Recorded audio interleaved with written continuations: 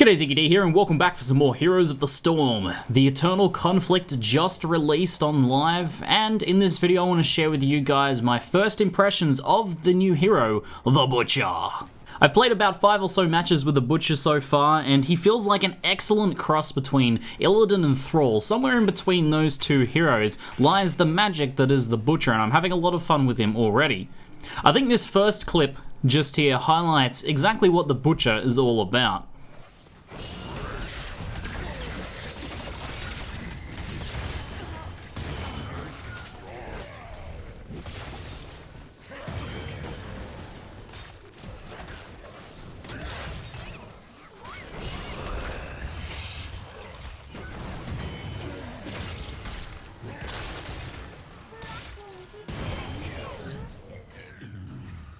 So that was a pretty fun moment, and if you guys would humour me, I'd like to take a second look at it, exactly what happened here. After pushing down the core, a few of my allies get themselves caught in a pretty bad situation during the retreat. I decided to charge back in and see if I could help turn it around. With 3 versus 3, with one of their allies coming in, maybe we can pull something off here, and that is indeed what happens.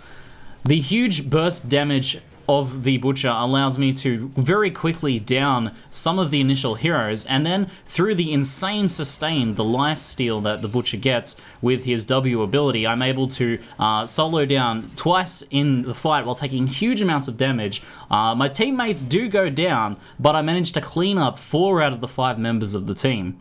I think that little moment shows a lot of what the Butcher is about. Huge amounts of auto attack related burst damage, pretty good crowd control, and huge life leech sustain. He's excellent at mopping up after team fights, at picking off opportune moments to take out crucial targets during a team fight, and also at ganking in 1v1 situations against people.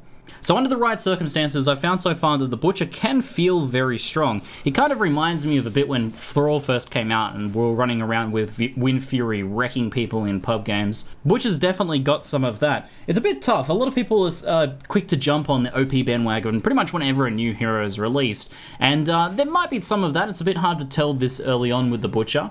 But he is very difficult to actually get into those right moments to actually play very well, to be able to pull off what his strengths give him. In an ideal world, the Butcher gets to roam around and pick off basically any other target in a 1v1 situation, as long as he can catch them out of position, away from like a gate or away from the enemy team. He can pretty much solo down anyone, because no matter how much damage they deal or no matter how tanky they are, with that Butcher's brand, that W key ability, you can just steal through basically everything. Now it doesn't always go as planned though, because if you do get stunned and don't get the leech off of your W key, if you get blinded by Johanna, or if your enemies are cloaked, or if the other team is hiding nearby, then you can get yourself into some pretty bad situations with the Butcher and basically be able to do nothing and contribute nothing. Team fighting as a result for the Butcher is actually probably the hardest thing to do. You need to be able to pick the exact moments to move in. You don't really have any solid escapes. You can slow down people and try and back your way off, but a lot of the time you find the best thing to do as the Butcher is, when you get yourself in a bad situation, to turn around, hit that W key and just try and fight through it. Sometimes you'll actually pull out a fight that you think you would have lost, and if you had kept running you would have lost, but turning around and actually going just berserk on the enemy is sometimes the best thing to do. However, when there are like 4 people training all their damage on top of you, then like in a team fight, then it doesn't always go your way. So for those of you guys who have been struggling a little bit with figuring out a good way to play the Butcher so far, I'll run you guys through the talent build I've had the most success with and think has the most potential. What I've been building for is heavily maxing out his auto attack damage. So it's kind of an auto attack build, but not an auto attack speed build. It's more one that tries to cram as much auto attack damage into as short a space as possible. So it's very much a burst auto attack oriented build. So with that in mind, Invigoration is my talent choice for level 1. This reduces Hamstring's mana cost and cooldown if you hit a hero with it. So Butcher can have a little bit of mana problems if you don't pick this up, I feel, and this allows you to increase the amount of uptime you have of your slows by reducing the cooldown of Hamstring, and also allowing you to keep it up a lot longer without going out of mana. So we take this, and this allows us to essentially keep those Hamstrings up constantly and keep that hero slowed, keep on top of him as much as possible. And if we do have them slowed, it makes it a lot easier to get your Butcher's Brand auto attacks off as well and keep yourself healed. As you can see, it costs almost no mana once you are getting that mana refund from that as well. So it makes it very easy to pick off those kills. When it comes to early game, around this point, I recommend farming about 10 stacks or so of meat. So you can do that with 1 to 2 waves of creeps. See if you can force out the first hero. If you can go in a lane with another hero early on, that's very helpful. And then what you want to do is, I think you want to start roaming with this build. Start trying to pick off those heroes that are a little bit too far forwards in their lanes, a little bit out of position, help push other lanes back. Level 4, I've had the most success with Unrelenting Pursuit. Cheap Shot maybe has some potential in a well-coordinated team, and the new Envenom is but Unrelenting Pursuit gives us a lot more chances to stun the enemy. It makes it very helpful to chain in a team fight to keep like clearing up enemies that are trying to escape. So you'll use it to open up at the start of a fight, and then you'll be able to use it to chase down a fleeing enemy.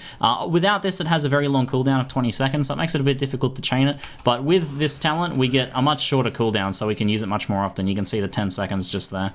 Level 7 is the crux of this build, and that is Brutal Strike. Brutal Strike is amazing.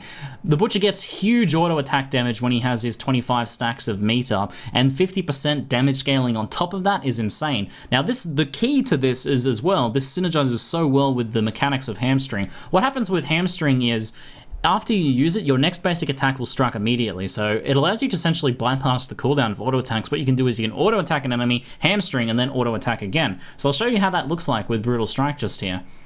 So we run up, we auto-attack him, we go Q, and then on a second auto-attack, and you'll see a huge amount of burst damage really quickly. And with that shortened duration on the cooldown too, from our level 1 talent, we're able to do that combo very quickly and very rapidly and very consistently. Heroes don't have a chance to get away, and we get to keep that really high auto-attack damage rotation up on enemy heroes. And it also couples with Butcher's Brand nicely too, because it increases the damage of your auto-attack, which means you get extra healing back on top of that. So here's another look at that just here. We go auto-attack, straight into a Q and a second auto-attack, and you see a huge amount of damage that comes out just there. If we chuck our Butcher's Brand, we can do the same thing, auto attack, and then another second attack there. And you can see the huge amount of healing we get back from that as well. It makes it very, very easy to pick off heroes. Both ultimates seem okay. I haven't really decided which one I like the most and in which situations. Lamb to the Slaughter helps enhance your already strong roaming ganking potential. If you find that heroes are just sort of getting away from you, then Lamb to the Slaughter guarantees that you get each of those kills on those out of position heroes. It's a little less useful in team fights, but it can sometimes be used to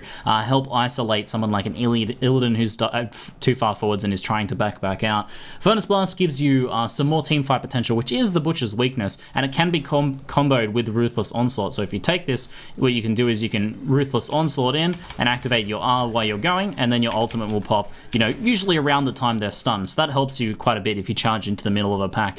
It's difficult to pull off, to hit it to more than 2 to 3 enemies with it, but if you do, it is very rewarding. Level 13 Savage Charge was very tempting. This is 15% extra damage based on the enemy hero's current health, not their maximum health, so it's not quite as good as it could be.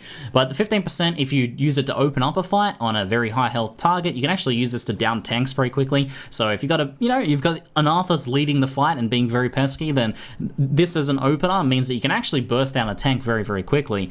However, if the enemy team's a bit more squishy, then it's not going to be quite as useful. The one I've actually found the most useful all around is Crave Flesh. I actually think this talent is one of the Butcher's best talents. The reason for this is it can be used both offensively and defensively. Whenever Butcher's Brand is up, you gain 30% increased move speed. Now this can be used, you basically pop your brand down and then flee, you get 30% move speed bonus, and it gives the Butcher an actual escape, which he doesn't have. Comboed with a Hamstring, pop a Hamstring to get out of there, and then they're slowed, you have 30% move speed, easy to get away. And then if you're chasing down someone that you're really trying to kill, then it helps on that as well with the 30% move speed boost. It also helps with staying right on top of them, keeping up that Hamstring combo, and keeping the healing up from Butcher's Brand. So I'll show you how this works just here. I pop Butcher's Brand up, and I actually have the 30% move speed for the full duration of it. I don't need to be attacking him or anything like that. I don't know about you guys, but a 5-second 30% move speed boost is pretty insane. The only caveat is that you have to be close to an enemy to get Butcher's Brand off, but as a Butcher, that's not particularly hard to do.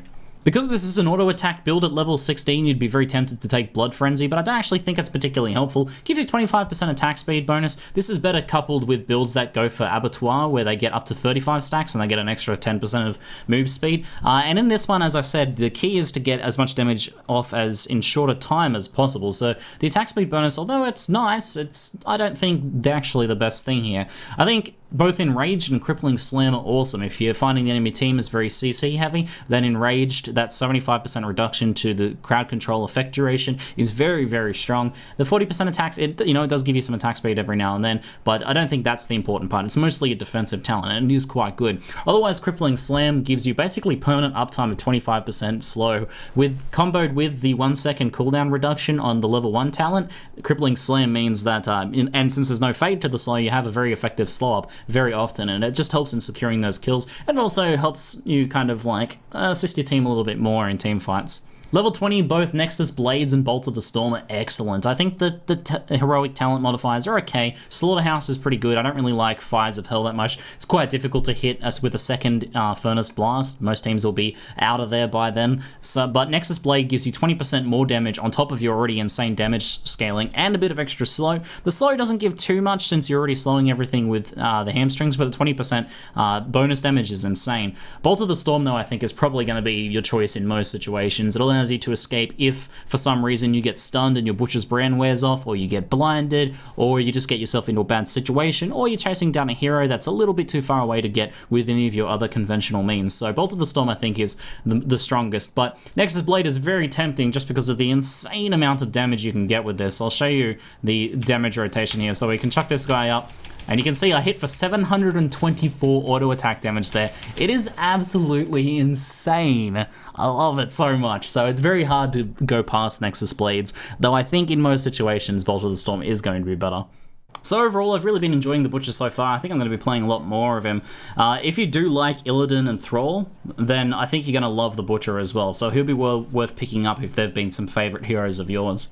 Is he overpowered? It's a bit hard to tell this early on. He does feel very strong jumping on him straight away, but I'm wondering how much that's a case of other people just not knowing how to deal with him yet, because he does pose a pretty unique threat as a melee assassin. Now, I think that his limited team fight potential, it might be the sort of the thing that keeps him relatively balanced, though he certainly, when it comes down to roaming and ganking and cleaning up after a decent team fight, he shines very, very brightly. So we'll see what happens, but I'll be sure to bring you guys some more content. Let me know what you think of the Butcher so far, what builds you've been playing, and whether you think you'll be seeing any nerfs anytime soon. That's it for now. I'm ZiggyD, and thanks for watching.